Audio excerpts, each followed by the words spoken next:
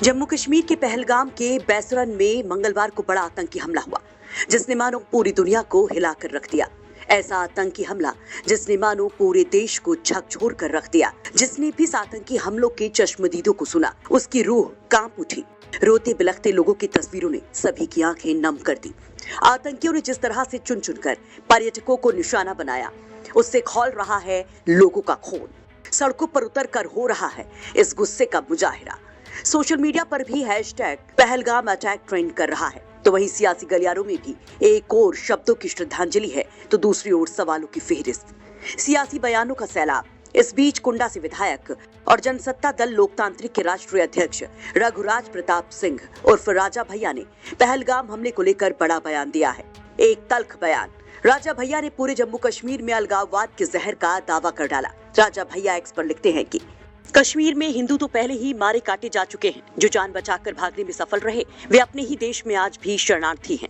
अब अपने पर्यटक भाई बहनों से कहना चाहूंगा कि जब हम अपने बच्चों को गर्मी की छुट्टियों में कश्मीर घुमाने ले जाते हैं, तो न सिर्फ अपने परिवार के जीवन को खतरे में डालते हैं, बल्कि आतंकवादी, अलगाववादी, जिहादी ताकतों को आर्थिक रूप से मजबूत करते हैं। इतना ही नहीं, हम अनजाने में अपने ही खिलाफ छिड़े जिहाद को अपनी ही जेब से फंड करते हैं। डल झील में नावों पर सब परिवार सेल्फी लेकर हम विश्व को ये संदेश देते हैं कि कश्मीर में अमन चैन है। लेकिन आज एक बार फिर असलियत सबके सामने आ गई।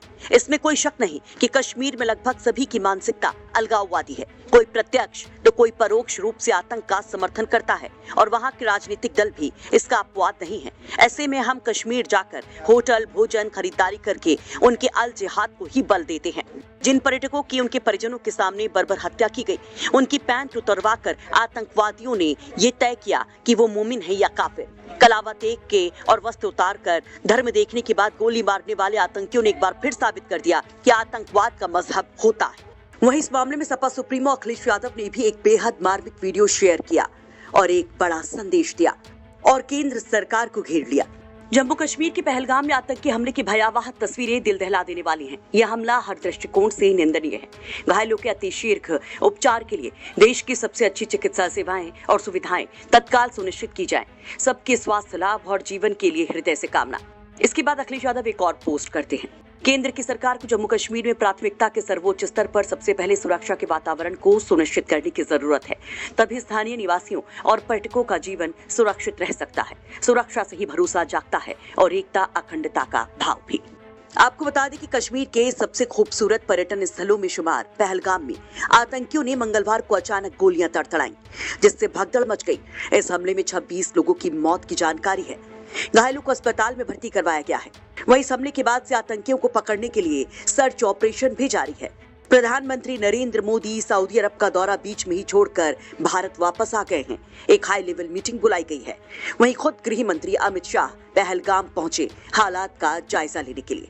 लेकिन जिस तरह से इतना बड़ा आतंकी हमला हुआ और जिस तरह के अभी सियासी बयान हैं, इस पर आप क्या कहेंगे? कमेंट बॉक्स में अपनी राय जरूर रखिए। आपको बता दें कि मारे गए पर्यटकों में कानपुर के शुभम द्विवेदी भी हैं, जो अपने परिवार के साथ वहां पर गए थे। अब उनके कानपुर वाले घर पर मातम पसरा है, क्योंकि भी ज्यादा वक्त नहीं हुआ था। कुछ वक्त पहले ही तो उनकी शादी हुई थी। उन्होंने खूबसूरत जीवन का सपना देखा था।